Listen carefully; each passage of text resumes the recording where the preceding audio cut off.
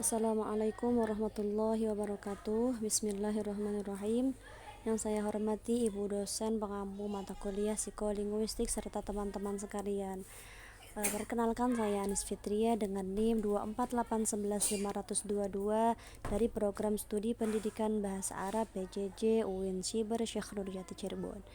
Pada kesempatan ini saya akan mempresentasikan materi berjudul Review Materi Ilmu Al-Lughah An-Nafsi atau Psikolinguistik. Semoga pemaparan yang saya sampaikan dapat memberikan gambaran mengenai hubungan antara bahasa dengan proses psikologis yang terjadi pada manusia. Mohon maaf apabila dalam penyampaian maupun tampilan presentasi masih terdapat kekurangan. Sebelum masuk ke pembahasan inti, izinkan saya menyampaikan bahwa penyusunan materi ini bertujuan sebagai bentuk pemenuhan tugas akhir mata kuliah psikolinguistik. Adapun tujuan presentasi ini ada 4. Yang pertama, menjelaskan pengertian psikolinguistik. Kedua, mendeskripsikan proses psikologis yang terjadi ketika seseorang menggunakan bahasa. Ketiga, menguraikan pemerolehan bahasa beserta teori-teori yang melandasinya. Dan yang terakhir, menganalisis gangguan berbahasa, perbedaan individu, gaya belajar, serta implementasi psikolinguistik dalam pembelajaran bahasa Arab. Dengan memahami tujuan tersebut, kita dapat melihat bahwa psikolinguistik tidak hanya membahas bahasa, tetapi juga bagaimana proses mental mempengaruhi kemampuan seseorang dalam berbahasa. Selanjutnya kita masuk pada pengertian psikolinguistik. Psikolinguistik merupakan cabang ilmu yang mengkaji hubungan antara bahasa dan proses mental manusia. Ilmu ini menggabungkan dua disiplin ilmu, yaitu linguistik yang mempelajari bahasa dan psikologi yang mempelajari perilaku serta proses berpikir manusia.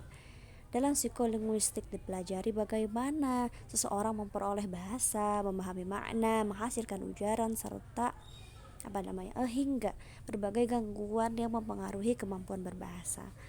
Selain itu, dikenal pula istilah kompetensi dan performansi. Kompetensi adalah kemampuan seseorang dalam memahami aturan bahasa yang dimilikinya, sedangkan performansi merupakan gangguan kemampuan tersebut dalam komunikasi sehari-hari. Selanjutnya adalah proses psikologis dalam berbahasa. Pada dasarnya, ketika seseorang berkomunikasi, terdapat beberapa proses mental yang berlangsung secara berurutan. Pertama adalah persepsi, yaitu proses menerima informasi melalui bunyi ataupun tulisan, kemudian mengenali maknanya. Kedua adalah memori, yaitu tempat menyimpan kosakata, struktur bahasa, serta pengalaman berbahasa yang pernah dipelajari. Ketiga adalah berpikir, yaitu proses mengolah informasi dan menyusun ide sebelum disampaikan kepada orang lain. Yang keempat adalah produksi bahasa, yaitu proses memilih kata, menyusun kalimat, lalu menggerakkan organ bicara atau menulis sehingga pesan dapat disampaikan. Semua proses tersebut dipengaruhi oleh faktor kognitif, kondisi emosional, serta lingkungan tempat seseorang berbahasa. Berikutnya mengenai pemerolehan bahasa. Pemerolehan bahasa adalah proses seseorang memperoleh kemampuan berbahasa. Pemerolehan bahasa dibedakan menjadi 2. Yang pertama adalah pemerolehan bahasa pertama, yaitu bahasa ibu yang diperoleh secara alami sejak kecil melalui interaksi dengan keluarga dan lingkungan. Tahapannya dimulai dari bumbling atau ocehan, kemudian holofrasis, yaitu satu kata yang mewakili satu kalimat. Dilanjutkan tahap dua kata hingga akhirnya memasuki tahapan ujaran telegrafis, yaitu kalimat sederhana yang mulai memiliki struktur. Sedangkan pemerolehan bahasa kedua diperoleh melalui proses pembelajaran, misalnya ketika seseorang mempelajari bahasa Arab di sekolah atau perguruan tinggi. Nah, keberhasilan pemerolehan bahasa kedua dipengaruhi oleh usia, motivasi, metode pembelajaran, intensitas latihan, serta lingkungan yang mendukung penggunaan bahasa tersebut. Kemudian untuk menjelaskan bagaimana bahasa diperoleh, terdapat beberapa teori. Teori pertama adalah behaviorisme yang dipelopori oleh Skinner. Menurut teori ini, bahasa dipelajari melalui stimulus, respon, latihan, dan penguatan atau reinforcement. Teori kedua adalah nativisme dari Noam Chomsky. Menurut Chomsky, manusia sejak lahir telah memiliki perangkat bawaan yang disebut Language Acquisition Device atau LID, sehingga secara alami mampu mempelajari bahasa. Yang ketiga adalah teori kognitivisme dari Jean Piaget. Teori ini menyatakan bahwa perkembangan bahasa mengikuti perkembangan kemampuan berpikir seseorang. Sedangkan teori terakhir adalah interaksionisme yang memandang bahwa pemerolehan bahasa merupakan hasil interaksi antara kemampuan biologis dan lingkungan sosial. Keempat teori tersebut saling melengkapi dalam menjelaskan proses pemerolehan bahasa. Selanjutnya adalah gangguan berbahasa. Gangguan berbahasa dapat terjadi karena faktor neurologis maupun faktor perkembangan. Beberapa gangguan yang umum antara lain ada afasia, disleksia, disgrafia, dysarthria. Afasia yaitu gangguan bahasa akibat kerusakan pada otak sehingga seseorang mengalami kesulitan berbicara maupun memahami bahasa.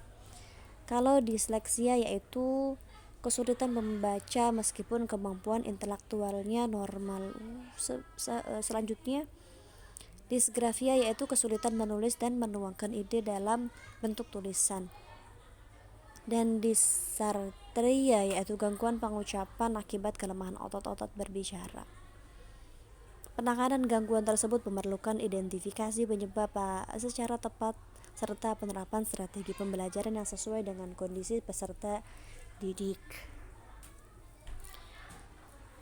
Setiap individu memiliki karakteristik yang berbeda dalam belajar bahasa. Perbedaan tersebut dipengaruhi oleh faktor biologis seperti usia dan kondisi kesehatan, kemudian faktor psikologis, misalnya motivasi, minat, dan tingkat kecemasan. Selain itu juga dipengaruhi oleh lingkungan sosial serta pengalaman belajar. Oleh karena itu, guru hendaknya menerapkan pembelajaran yang berpusat pada peserta didik menggunakan metode yang bervariasi serta menciptakan lingkungan belajar yang kaya akan penggunaan bahasa. Dengan demikian, kebutuhan belajar setiap peserta didik dapat terakomodasi secara optimal. Selain perbedaan individu, terdapat pula perbedaan berbagai gaya belajar. Ada peserta didik yang lebih nyaman belajar secara kolaboratif, sedangkan yang lain lebih suka belajar mandiri. Ada yang lebih mudah memahami materi melalui praktik langsung atau taktil, sementara yang lain lebih menyukai penjelasan secara verbal. Kemudian terdapat juga gaya belajar auditorial, yaitu belajar melalui pendengaran, dan visual, yaitu belajar melalui gambar, video, atau diagram. Nah, ada pula tipe sprinter yang belajar secara intens menjelang ujian, dan maraton yang belajar secara bertahap dan konsisten. Oleh karena itu, guru perlu memvariasikan strategi pembelajaran agar mampu mengakomodasi berbagai gaya belajar tersebut.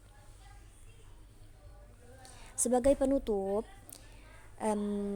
implementasi psikolinguistik dalam pembelajaran bahasa Arab dapat dilakukan dengan menyusun materi secara bertahap, mulai dari penguasaan mafrodat, kemudian tarokib, penyusunan kalimat, hingga memahami teks. Selain itu juga, guru perlu menggunakan media pembelajaran yang beragam seperti media visual, audio, maupun praktik langsung agar sesuai dengan karakteristik peserta didik. Suasana belajar yang nyaman juga penting untuk mengurangi kecemasan sehingga peserta didik lebih percaya diri dalam menggunakan bahasa. Nah, dari seluruh pembahasan yang dapat disimpulkan bahwa keberhasilan pembelajaran bahasa tidak hanya ditentukan oleh kemampuan individu, tetapi juga dipengaruhi oleh proses psikologis, lingkungan belajar, serta strategi pengajaran yang tepat. Dengan presentasi yang dapat saya sampaikan, demikian presentasi yang dapat saya sampaikan. Mohon maaf apabila masih terdapat kekurangan baik dalam penyampaian maupun dari segi teknis presentasi. Hal tersebut dikarenakan proses penyusunan dan pengeditan materi dilakukan menggunakan telepon genggam. karena keterbatasan perangkat. Terima kasih atas perhatian Bapak Ibu dan teman-teman sekalian. Assalamualaikum warahmatullahi wabarakatuh.